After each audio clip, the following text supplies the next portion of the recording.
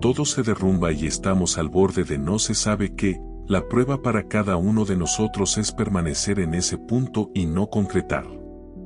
El camino espiritual no consiste en tratar de llegar al cielo y acabar accediendo a un lugar magnífico. La abadía Gampo está en una vasta explanada donde el cielo se funde con el mar. El horizonte se extiende hasta el infinito y en ese vasto espacio vuelan las gaviotas y los cuervos. El marco es como un enorme espejo que exagera la sensación de que no hay lugar donde ocultarse.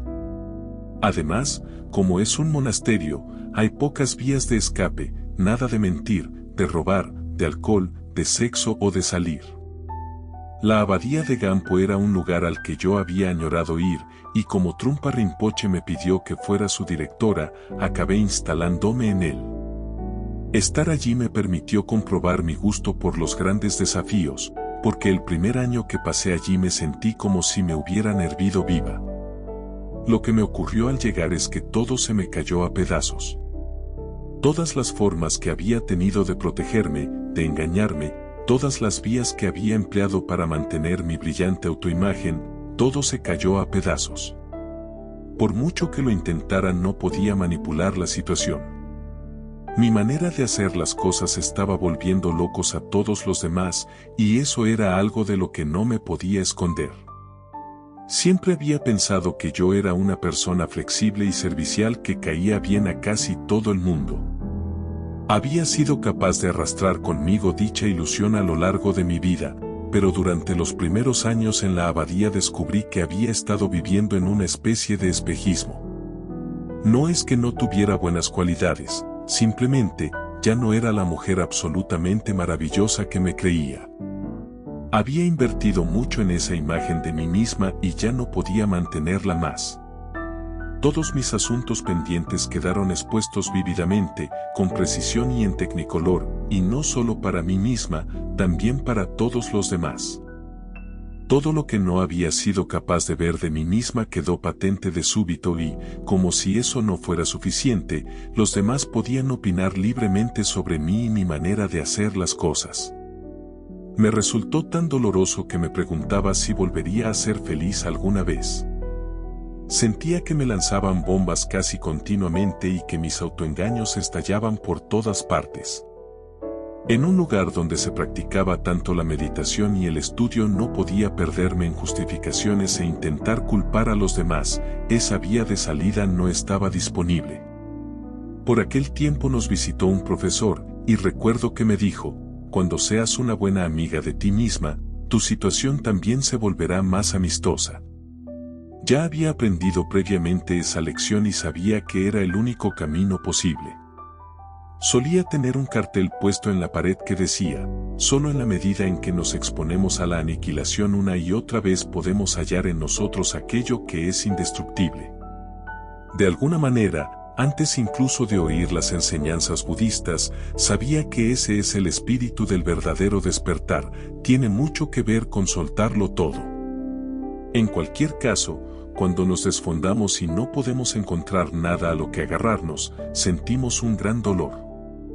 Es como el lema del Instituto Naropa, el amor a la verdad te pone en el sitio. Puede que tengamos una visión romántica de lo que eso significa, pero cuando la verdad nos tiene clavados, sufrimos. Nos miramos en el espejo del baño que refleja nuestros granos, nuestro rostro que revela el paso de los años, nuestra falta de bondad, nuestra agresión y timidez, todo ese material. Aquí es donde entra en escena la ternura. Cuando las cosas se muestran inestables y nada funciona, quizá nos demos cuenta de que estamos a punto de entrar en algo. Tal vez entendamos que es un lugar muy tierno y vulnerable, y que la ternura puede ir en ambos sentidos. Podemos encerrarnos en nosotros mismos y estar resentidos, o podemos entrar en contacto con esa cualidad palpitante. Definitivamente, hay algo tierno y palpitante en la sensación no tener donde agarrarse. Es una especie de prueba, el tipo de prueba que necesitan los guerreros espirituales para despertar sus corazones.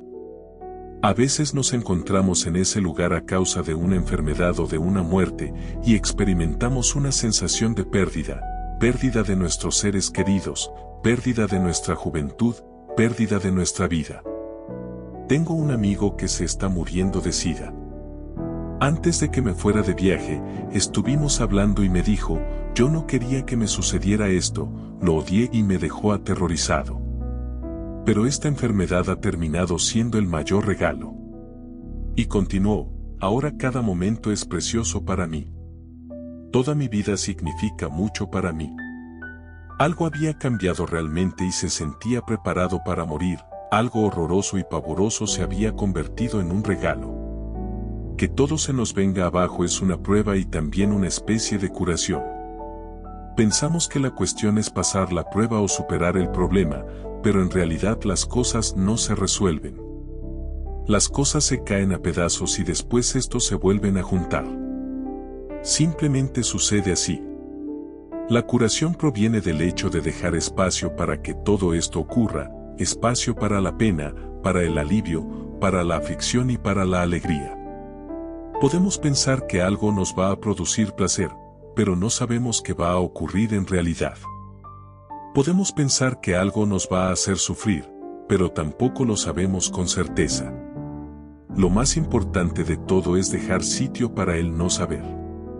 Tratamos de hacer lo que pensamos que nos puede ayudar, pero no sabemos. Nunca sabemos si nos vamos a caer redondos o si vamos a poder aguantar derechos. Cuando vivimos una gran decepción, no sabemos si ahí se acaba la historia, también podría ser el principio de una gran aventura. Leí en alguna parte sobre una familia que tenía un único hijo.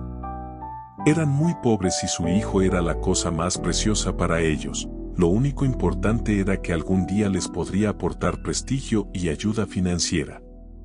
Un día el hijo se cayó de un caballo y quedó cojo. Aquello parecía el final de sus vidas. 2 semanas después llegó el ejército al pueblo y reclutó a todos los jóvenes sanos y fuertes para enviarlos a la guerra, mientras que a él se le permitió quedarse y cuidar de su familia. La vida es así. No sabemos nada. Decimos que las cosas son buenas o malas, pero en realidad no lo sabemos. Cuando todo se derrumba y estamos a punto de no se sabe qué, la prueba para cada uno de nosotros es quedarnos en ese punto, en ese límite, y no concretar. El camino espiritual no consiste en tratar de llegar al cielo y finalmente acceder a un lugar magnífico. De hecho, esta manera de mirar las cosas es lo que nos hace ser desgraciados. Pensar que podemos encontrar placeres duraderos y evitar el dolor es lo que en budismo se llama samsara, un ciclo sin salida que da vueltas y vueltas interminablemente y nos causa un gran sufrimiento. La primera de las nobles verdades del Buda señala que el sufrimiento es inevitable para los seres humanos mientras pensemos que las cosas son duraderas, que no se desintegran, que podemos contar con ellas para satisfacer nuestra necesidad de seguridad. Desde este punto de vista, la única vez que podemos estar plenamente seguros de lo que está ocurriendo es cuando nos quitan la alfombra de debajo de los pies y no encontramos dónde aterrizar. Podemos emplear estas situaciones para despertar o para echarnos a dormir. Este momento, este mismo instante sin base ni lugar al que aferrarse, es la semilla para cuidar de aquellos que necesitan nuestros cuidados y para descubrir nuestra bondad. Recuerdo vívidamente un día de principios de primavera en el que toda mi realidad se desfondó ante mí. Aunque era antes de haber oído hablar de las enseñanzas budistas, experimenté algo que algunos describirían como una auténtica experiencia espiritual. Ocurrió cuando mi marido me dijo que estaba teniendo una aventura sentimental. Vivíamos en el norte de Nuevo México y yo me encontraba de pie frente a nuestra casa de adobe tomando una taza de té. Oí llegar su coche y el golpe de la puerta al cerrarse. A continuación giró la esquina y sin previo aviso me dijo que tenía una aventura y quería el divorcio. Recuerdo el cielo y lo grande que era. Recuerdo el sonido del río y el vapor que salía de la taza de té. No había tiempo ni pensamiento, no había nada, solo una quietud profunda e ilimitada. Poco después volví en mí, tomé una piedra del suelo y se la tiré. Cuando la gente me pregunta cuál fue mi vía de entrada en el budismo, siempre les digo que entré porque estaba muy enfadada con mi marido, pero la verdad es que me salvó la vida. Cuando mi matrimonio se desmoronó, traté denodadamente, por todos los medios a mi alcance, de volver a encontrar algún tipo de comodidad, de seguridad, algún lugar de descanso que me fuera familiar. Afortunadamente para mí no pude encontrarlo. Sabía instintivamente que mi única salida era la aniquilación de mi viejo yo dependiente. Entonces fue cuando puse en la pared el cartel que antes he mencionado. La vida es un buen maestro y un buen amigo. Con solo que podamos darnos cuenta de ello, vemos que las cosas están siempre en transición. Nada sucede al gusto de nuestros sueños. El hecho de sentirse fuera de sitio, en un estado de descentramiento, es una situación ideal, una situación en la que ya no permanecemos atrapados y podemos abrir nuestros corazones y mentes más allá de sus anteriores límites. Es un estado muy sensible, no agresivo y de final abierto.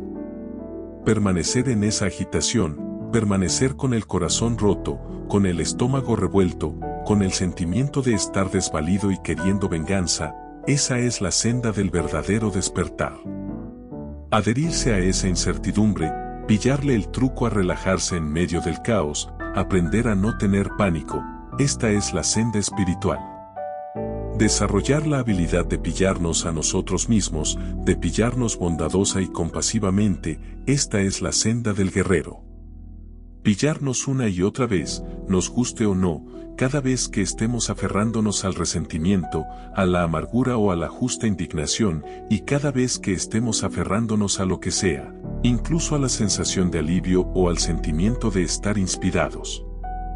Podemos pensar cada día en las agresiones que ocurren en el mundo, en Nueva York, en Los Ángeles, Halifax, Taiwán, Beirut, Kuwait, Somalia, Irak, en todas partes. En todos los lugares del mundo alguien golpea a su enemigo y el dolor va aumentando en una espiral infinita. Reflexionemos sobre este hecho cada día y preguntémonos, ¿voy a añadir más agresividad al mundo? Cada día, cuando las cosas llegan al límite, planteémonos la pregunta, ¿voy a practicar la paz o voy a ir a la guerra?